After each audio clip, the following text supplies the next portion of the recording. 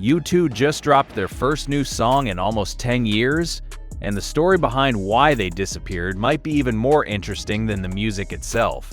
In this video, we are breaking down U2's surprise comeback single, Street of Dreams, the full album details, and why this return could redefine their legacy. We have the studio secrets, the band's personal struggles during the hiatus, and the reaction from fans who thought they might never hear new U2 music again. By the end of this video, you will know exactly why this album matters, including the detail about Bono's health that almost stopped the entire project. But first, let us rewind to where this comeback began. Before we get to the new music, you need to understand why U2 going silent for a decade was not just a break, it was a crisis. U2 is one of the biggest rock bands in history. Formed in Dublin in 1976, the band, Bono on vocals, The Edge on guitar, Adam Clayton on bass, and Larry Mullen Jr. on drums, has sold over 170 million records worldwide. They have won 22 Grammy Awards, been inducted into the Rock and Roll Hall of Fame, and played to audiences of millions on their record-breaking tours. Albums like The Joshua Tree, Achtung Baby, and All That You Can't Leave Behind are considered essential listening for any music fan.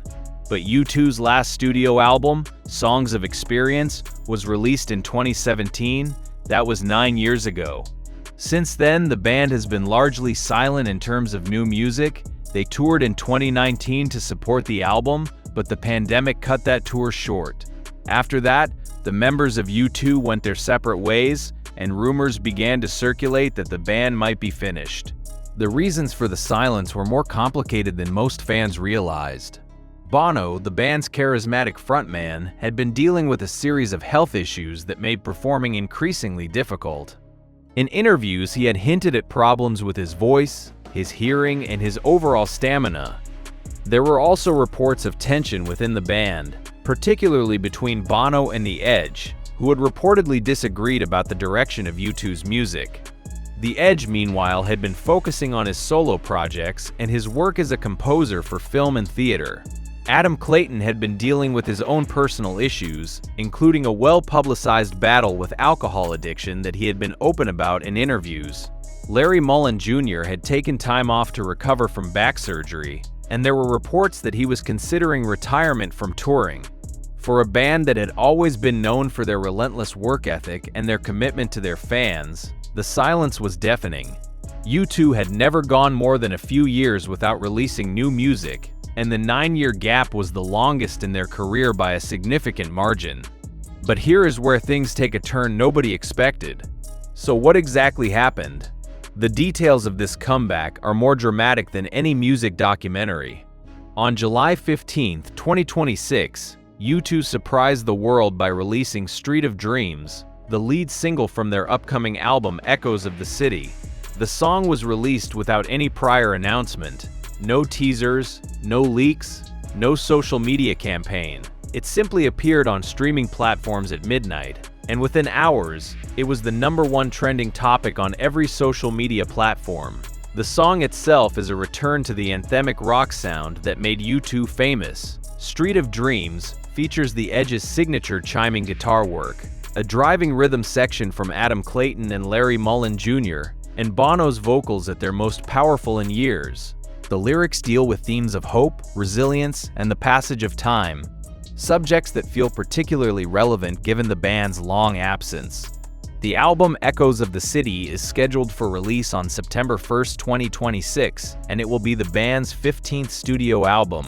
According to sources close to the band, the album was recorded over the course of 2 years in studios in Dublin, New York, and Los Angeles. The band worked with a team of producers including longtime collaborator Brian Eno, as well as newer names like Jack Antonoff and Phoebe Bridgers, who reportedly contributed to several tracks. The story behind the album's creation is almost as compelling as the music itself. According to interviews with the band members, the project almost did not happen. Bono revealed in a recent interview that he had considered retiring from music entirely after a health scare in 2023.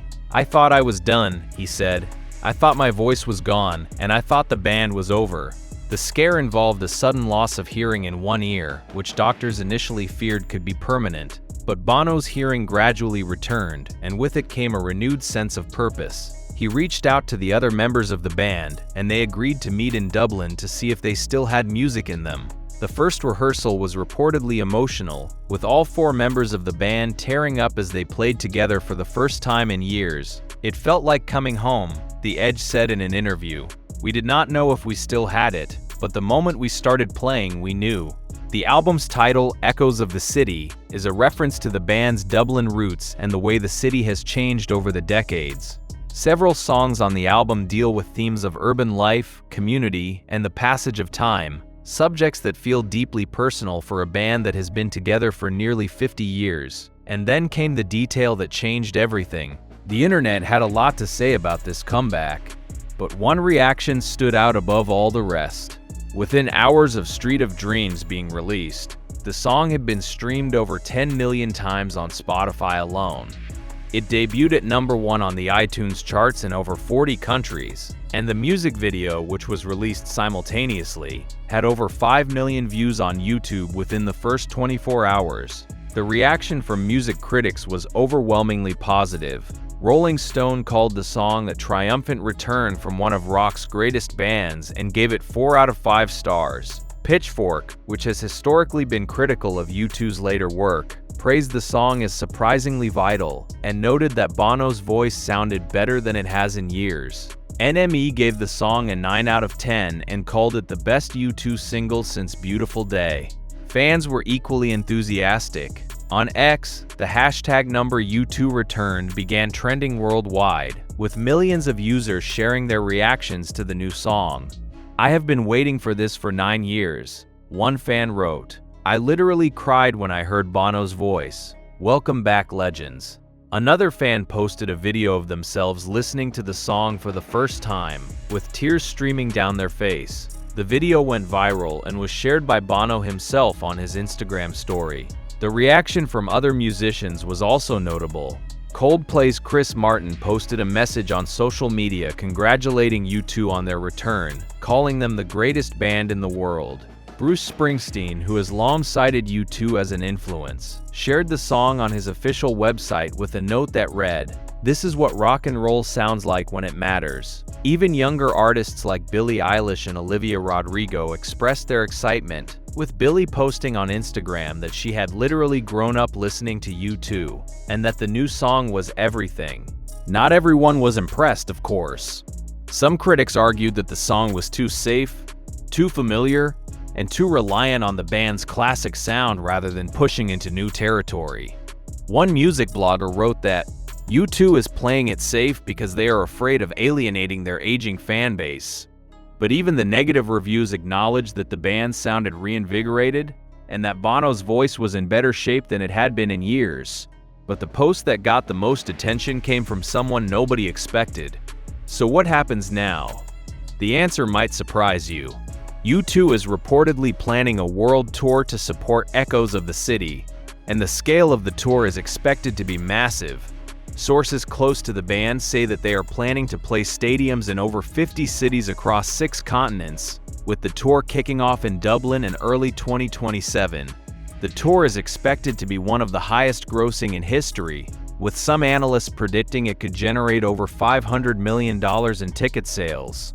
The band is also reportedly working on a documentary about the making of the album, which will include footage from their recording sessions in Dublin, New York, and Los Angeles. The documentary is being directed by a major filmmaker. Rumors suggest it could be Martin Scorsese or Spike Lee, and is expected to premiere at a major film festival before being released on a streaming platform. There is also speculation about whether U2 will perform at the 2027 Grammy Awards. The band has a long history with the Grammys, and a performance of Street of Dreams, or another track from the new album, would be one of the most anticipated moments of the ceremony. Sources close to the Recording Academy have hinted that negotiations are underway, but no official announcement has been made. The album itself is expected to debut at #1 on the Billboard 200 chart, which would make it U2's 8th #1 album in the United States. If it achieves that milestone, U2 would join an elite group of artists that includes the Beatles, Jay-Z, and Bruce Springsteen. The album is also expected to be a major contender at the 2027 Grammy Awards, with predictions already placing it in the running for Album of the Year. Some music industry insiders are already calling Echoes of the City a potential career-defining album for U2. Not because it is their best work, but because it proves that a band can survive a decade of silence, personal crises, and industry changes and still create music that matters. If the rest of the album lives up to the promise of Street of Dreams, U2 could be on the verge of their most successful era in decades. And if our sources are right, this is only the beginning. U2 walked away from the spotlight for 9 years, and most of the world thought they were gone for good. But Street of Dreams is not just a comeback song. It is proof that some legends do not fade. They wait, and when they return, they remind everyone why they were legends in the first place.